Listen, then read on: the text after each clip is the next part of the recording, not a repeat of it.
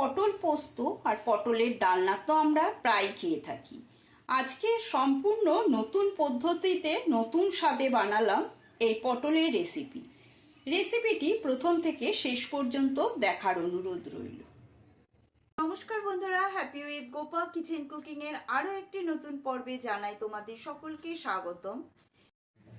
আজকে বানাবো সম্পূর্ণ নতুন স্বাদের পটলের একটি রেসিপি। তার জন্য এখানে নিয়েছি আমি 8 পিস গোটা গোটা পটলটা খোসাটা ছাড়িয়ে নিয়েছি, গায়ে সামান্য খোসা রেখে দিয়েছি, তাতে পটলটা খেতে বেশি স্বাদ লাগে।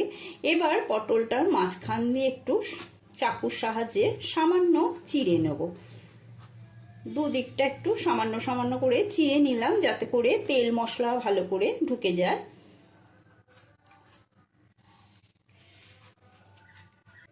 সমস্ত পটলের গাটা আমি একটু চিড়ে নিয়েছি।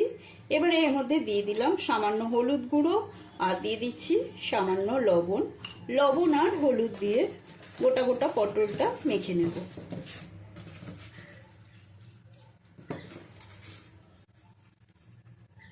কড়াইতে কিছুটা সর্ষের তেল গরমে বসিয়েছি।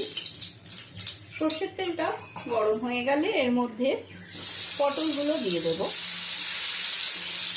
সমস্ত পটলগুলো দিয়ে পটলগুলো ভেজে নেব প্রথমে।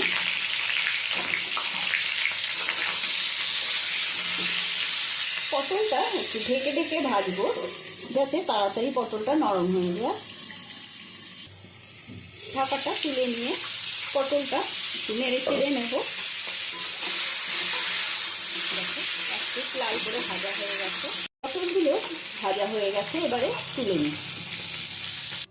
একটা বড় সাইজের পেঁয়াজ কেটে নিয়েছি। পেঁয়াজটা মিক্সার জারের মধ্যে দিয়ে পেস্ট বানিয়ে নেব। এখানে নিয়েছি 3 চামচ সাদা তিলটা মিক্সার জারের মধ্যে দিয়ে প্রথমে শুকনো ঘুরিয়ে নেব। সাদা তিল গুঁড়ো করে নেওয়া হয়ে গেছে। এবারে এই তিলের মধ্যে আমি দিয়ে দিচ্ছি পাকা লঙ্কা। এখানে 5টা পাকা লঙ্কা নিয়েছি, তোমরা চাইলে কাঁচা লঙ্কার ব্যবহার করতে পারো। দিয়ে দেবো সামান্য জল। এটা মিহি পেস্ট বানিয়ে নেব।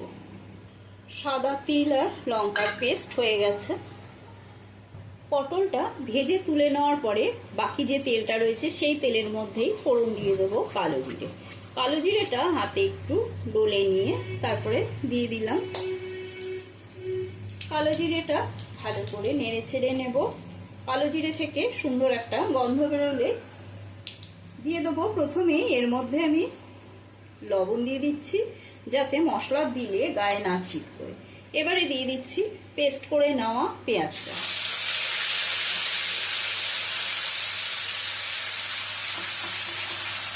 পেঁয়াজের পেস্টটা একটু ভাজা ভাজা করে নেব। পেঁয়াজের জলটাও শুকিয়ে গেছে আর পেঁয়াজের দেখো কালারটাও কতটা চেঞ্জ হয়ে গেছে। পেঁয়াজটা যখন কালার চেঞ্জ হয়ে যাবে তখনই বুঝবে পেঁয়াজটা ভাজা ভাজা হয়ে গেছে।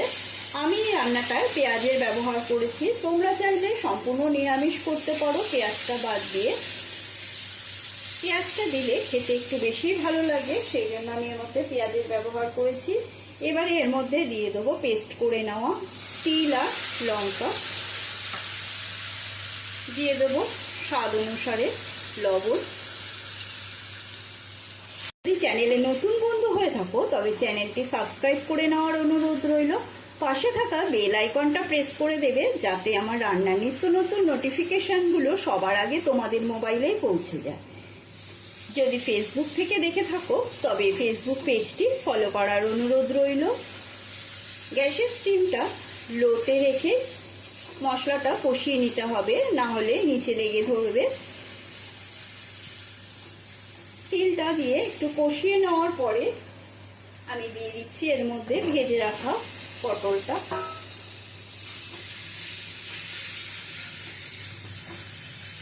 পটলটা দিয়েও মশলার সাথে কিছুক্ষণ কষিয়ে নেব। দিয়ে দিলাম মশলার বাটি ধোয়া জল। আমি এর মধ্যে কোনো হলুদের ব্যবহার করছি না, তোমরা চাইলে হলুদের ব্যবহার করতে পারো। তিলের সাথে পটলটা ভালো করে কষিয়ে নেওয়ার পরে এবারে এর মধ্যে দিয়ে দেবো আমি কিছুটা জল, খুন্তি ধোয়া জল দিয়ে দিচ্ছি।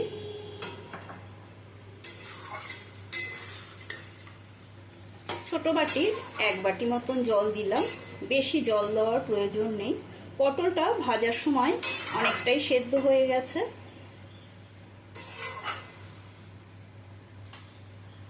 দিয়ে দেবো এর মধ্যে 1/2 চামচ চিনি।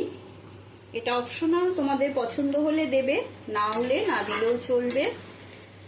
সমস্ত কিছু দিয়ে ভালো করে কষিয়ে নিয়ে ওপরে একটা পাকা লঙ্কা দিয়ে দিচ্ছি। এবারে ঢাকা বন্ধ করে গ্যাসের স্টিমটা লোতে রেখে দেবো। মিনিট 3-4 বাদে ঢাকাটা সরিয়ে নিচ্ছি। ওয়াও, কি সুন্দর গন্ধ বেরিয়েছে! এত সুন্দর গন্ধ বেরিয়েছে যে তোমাদের শোকাতেও পারছি না। বাড়িতে অতি অবশ্যই বানিয়ে কি গরম ভাতের সাথে খেয়ে দেখবে, ভীষণই ভালো লাগে। এতটাই ভালো লাগবে যে মনে হবে এই দিয়েই ভাতটা খেয়ে নিই।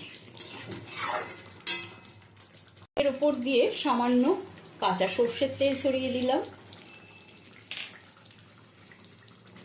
এরকম গ্রেভি থাকতে থাকতেই নামিয়ে নেব, বেশি শুকোবো না। আজকের মতো সম্পূর্ণ নতুন স্বাদের পটলের রেসিপি কমপ্লিট। আশা করি রেসিপিটি তোমাদের সকলেরই ভালো লেগেছে। ভালো লাগলে প্রত্যেকবারের মতো কমেন্ট করে জানাবে রেসিপিটি তোমাদের কেমন লাগলো। বেশি বেশি করে শেয়ার করে দেবে আর একটি লাইক দিয়ে দিও। আজকের মতন এই পর্যন্ত। আবারও নতুন কোনো রেসিপি নিয়ে হাজির হব। সুস্থ থাকবে, ভালো থাকবে। ধন্যবাদ।